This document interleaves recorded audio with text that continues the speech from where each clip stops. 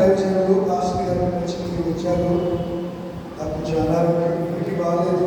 తప్పనిసరి పరిస్థితుల్లో ప్రభు యొక్క సువార్తను పోయాలి, చేయాలి. ఈ శారీరక రుగ్మతలు, శారీరక అనారోగ్య సమస్యలు మనకి ఎప్పుడూ ఉంటాయి. తప్పదు. మరి ఇబ్బంది అయితే తప్పనిసరి పరిస్థితుల్లో ప్రార్థన చేయండి. దేవుడు కృప చూపించి అమూల్యమైన శక్తి చేత బలపరిచి వాడినట్టుగాక. ఆమేన్. మంచిదండి.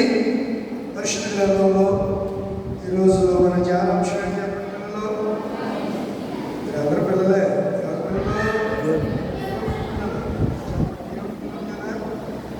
దేవుడి పిల్లలే చెప్తారు. ఆ పిల్లలు చెప్పరు కదా, అందుకే చెప్పండి. దేవుడి పిల్లలు కదా. ఏంటి?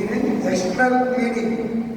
ఎక్స్టర్నల్ క్లీనింగ్ అంటే శుద్ధి చేసుకోవడం. వీళ్ళకి చాలా జేమ్స్ వర్షన్లో, ఆక్స్ఫర్డ్ యూనివర్సిటీ వాళ్ళు ఇక లోతుల్లోకి వెళ్తే కొన్ని అర్థాలు ఉంటాయి. ఇంగ్లీష్లో కూడా చాలా చాలా పదాలు వాటికి వాడబడ్డాయి.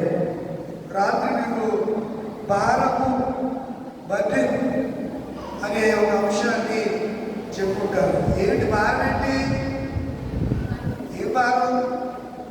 పాప భారమా, మాటల భారమా, పనుల భారమా, సమస్యల భారమా? కొంతమంది శరీరమే భారం. 80 కేజీలు 90 కేజీలు ఇంటి పరిస్థితి అంటే నడవలేడు, కూర్చోలేడు, కూర్చుంటే లేవలేడు, లేస్తే కూర్చోలేడు, ఆయాసం, దుఃఖం. ఏంటి? ఏ భారం గురించి రాత్రి మీరు అన్నారు? మిమ్మల్ని అడుగుతుంది అంతే. ఏ భారం? ఏ భారం? పోయలేని భారం. ఏంటది? అదే చెప్పు. వెరీ గుడ్ అక్క. రాలేదా? పక్కన కాంతి పెట్టేసావా? మరి ఎలా తెలిసింది? మరి పోయలేని భారం అంట. చెప్పాలి. ఏ భారం? పోయలేని భారం. ఎవరు గొప్పరు భారం? ఆ పోయలేని భారం అంటే ఎవరు గొప్పరేంటి? మనమే పోస్తున్నాం, మనమే తెచ్చుకున్నామా భారాన్ని? అయితే ఎవరైనా మన మీద గొప్పరా? రాత్రి పాఠాల్లో ఎవరో గొప్పనట్టుగా చెప్పారు. మీరు ప్రజల మీద పోయలేని భారములు గోపి చిటికిన వేలతో కూడా చదవలేదా? రాత్ర చిటికిన వేలతో పడుకున్న దాన్ని గోపింది ఎవరు? శాస్త్రులు, పరిశీలన గురించి. యేసు ప్రభు గారు యాజక క్రమాన్ని గౌరవించారు కానీ యాజకులు మాత్రం గౌరవించలేదు. ఆయన అర్థమైందా? యాజకులు, శాస్త్రులు, పరిశీలన వారు ప్రజల మీద ఎనుకోని భారాలు మోపి జీలకర్రలోను, సొంపులోను అన్నింటిలో కూడా ఎన్నో భాగం అన్నారు? 10% ఇచ్చామన్నారు. 100 రూపాయలకి ఎన్ని రూపాయలు ఇచ్చేయాలి? 10 రూపాయలు. 1000 రూపాయలకి 100. 10,000 అయితే 1000 రూపాయలు ఇచ్చేయాలి. లక్షకి 10,000. ఇలా 10%. కోల్గేట్ కంపెనీ మీకు తెలుసు. ఏ కంపెనీ? రోజు పడుకుంటారు కదా పిల్ల. పొద్దున్న మీద తోమరా? ఈరోజు మాట్లాడి వచ్చాను అందులోకి. తోమకపోతే ఏమవుతుంది? చెప్పండి. మీ దగ్గర ఎవడన్నా మాట్లాడతాడా? నిలబడతాడా? చెప్పండి. స్నానం చేయకపోతే, 2 రోజులు చేయకపోతే ఏంటి పరిస్థితి? సెంటిమెంట్ ఏంటి? శాస్త్రం పరిశీలన. అందుకే అలా అన్నాడు. ఇప్పుడు మీరు పైకి వెళ్తే ఎలాగా ఉంటారు? లోపల అతిథేతలతోనూ తోపుతోనూ కప్పు వచ్చేస్తున్నాయి. పైకి మాత్రం బ్యూటిఫుల్, చాలా అందంగా కనపడుతున్నారు. యెరూషలేము చూసినప్పుడు ఎలీషా శిష్యులకి ఎరుపు ఎలా కనపడింది? ఎరుపు చూసినప్పుడు ఎలీషా శిష్యులకి ఎరుపు ఎలా కనపడింది? అయిపోయి అది చదువుతారు కదా. ఏదో సామెత గుర్తొచ్చింది కానీ వద్దులే. ఎంత చచ్చిపోతారు మీరు? ఇప్పుడు ఎలా కనపడ్డది? ఏ బట్టలు? ఎరుకో. ఎవరికి?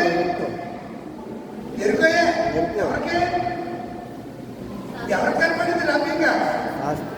ఎలీషా శిష్యులకి. తీయండి ఒకసారి రాజుల గ్రంథం. అంతటా ఆ పట్టణము వారు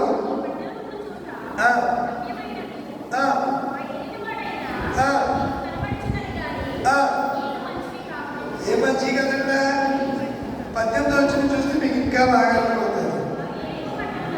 వారు ఎరుకో పట్టణం ముందు ఆగి ఉన్న ఎలీషా యొద్దకు తిరిగి రాగా అతడు వెళ్ళవద్దని నేను మీతో చెప్పలేదని వారితో. ఎక్కడికి వెళ్ళొద్దన్నాడు? మా గురువు గారు వెళ్ళిపోయాడు, మాకు మీకు కనపడ్డు, వెతకటానికి వెళ్ళకూడదంటే తగుదిన మాట బయలుదేరాడు. వెళ్ళి కొండల్లో వెళ్ళిపోయి అలసిపోయి ఎలీషా గారి దగ్గరికి వచ్చి, అయ్యగారు మాస్టర్ గారు ఎలీషా మాస్టర్ గారు, ఈ ఎరుకో పట్టణం మంచిదే. ఒకప్పుడు ఎరుకో పట్టణం ఎలాంటిది? శబ్దమైంది. ఎరుకో పట్టణం చూడు ఎన్నిసార్లు ప్రదక్షిణ చేస్తే ఎరుకో పాటలు కూలిపోయాయి. మొత్తం 13 సార్లు, 7 సార్లు, 7 రోజులు, 7 తర్వాత 7వ రోజు 7 మార్లు తిరగక 7వ రోజు ఏమైంది? 7 మార్లు తిరిగారండి. తిరిగినప్పుడు ఏమైపోయింది? చెప్పండి, ఏమైంది? తెలీదా? తెలీదా? యోషు గ్రంథంలో లేదా? మరి ఎందుకలా మీరు వచ్చేసి ఎందుకు నిద్ర కూడా అనేసి చెప్పడానికి ఇంటికాడిగా ముసుకెళ్ళి ఇవ్వమంట ఈ బాధ అంతా మీకు ఎందుకంటున్నాను? యోషు గ్రంథంలో చూడండి ఎన్నిసార్లు తిరిగారా, ఏమైందో ఆ గొడవ. ఎక్కడ? ఎరుకో పట్టణం ఎక్కడుందో యోషు గ్రంథంలో ఉంటారు.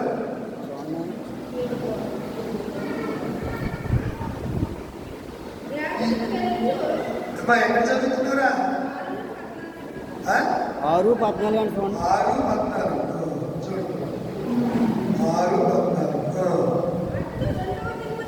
6:14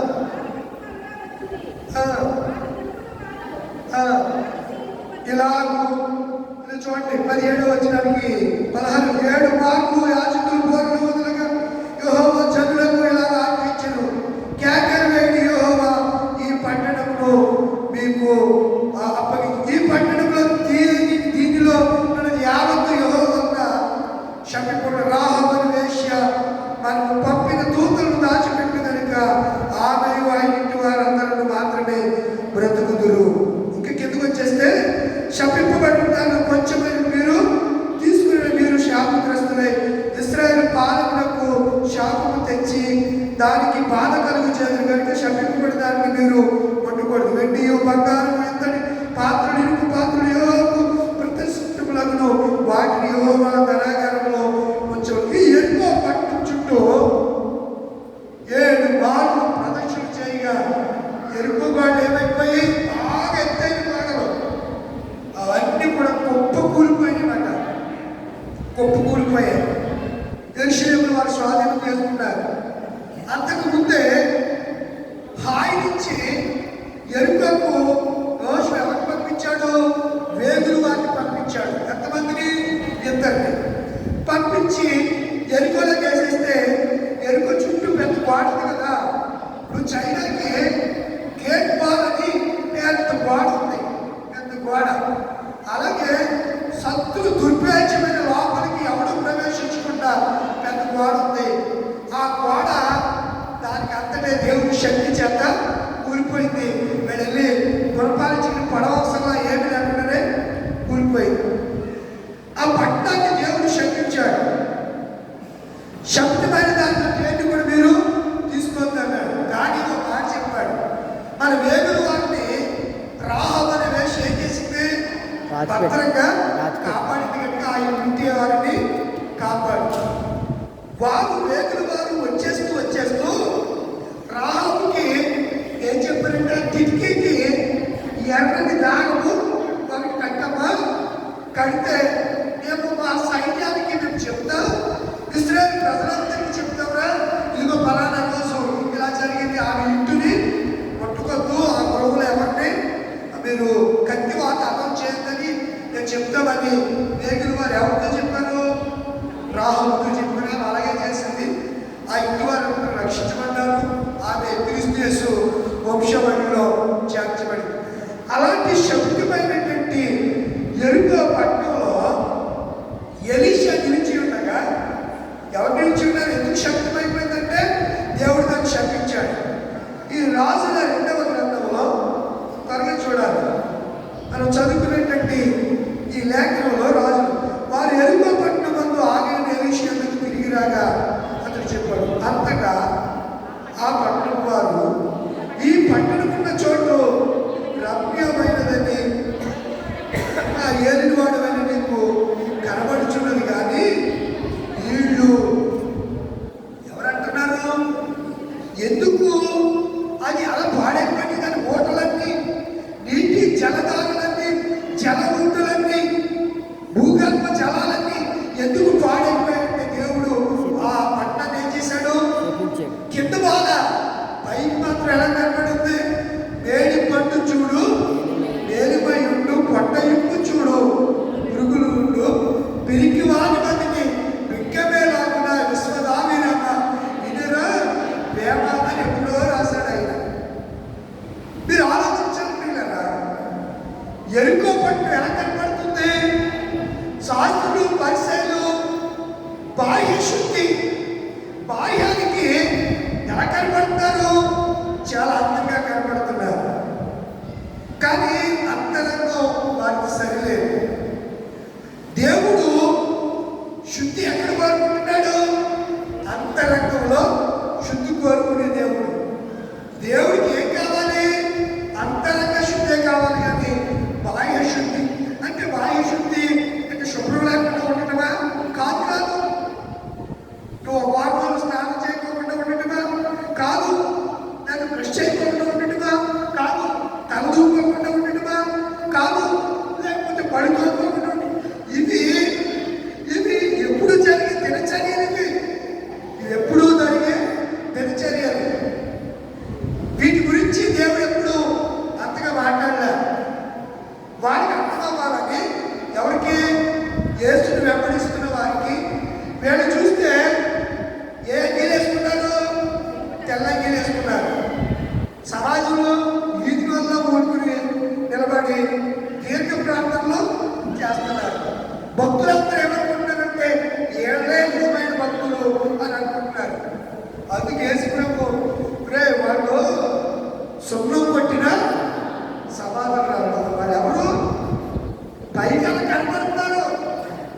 సమాధులు ఏముంటాయి?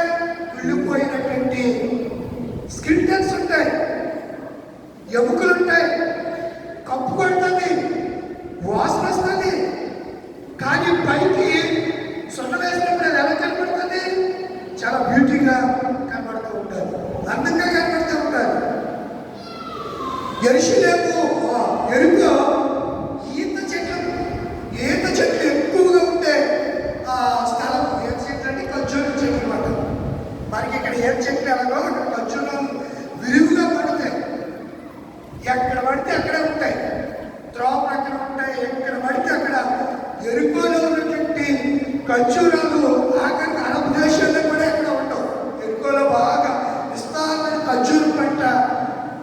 ఈ ప్రపంచానికి 50% ఖర్జూరాలు యెరికో నుంచి ఎగుమతి ఉంటాయి. న్యాచురల్ ఖర్జూరాలు చక్కని, అంటే బాగా కాస్ట్లీ, మంచి ఖర్జూరాలు ఎక్కువ యెరికోలో దొరుకుతూ ఉంటాయి. చాలా రుచిలో కూడా మిగతా కంట్రీలో ఉన్నటువంటి రుచికి యెరికోలో ఉన్నటువంటి కంట్రీలో పండే ఖర్జూరాలకి చాలా స్వీట్నెస్లో చాలా తేడా ఉంటుంది పిల్లలు. చాలా తేడా ఉంటుంది. మంచిది. మన పాఠంలో మనం వెళ్తున్నాం. అంతటా పట్టణం వారు, ఈ పట్టణం ఉన్న చోటు రమ్యమైనదని ఏలువనికి కనబడుతున్నది. ఏమంటారు? కానీ నీళ్లు మంచివి కావు. అందుచేత భూమి నిస్సారమైనదని ఎలీషాతో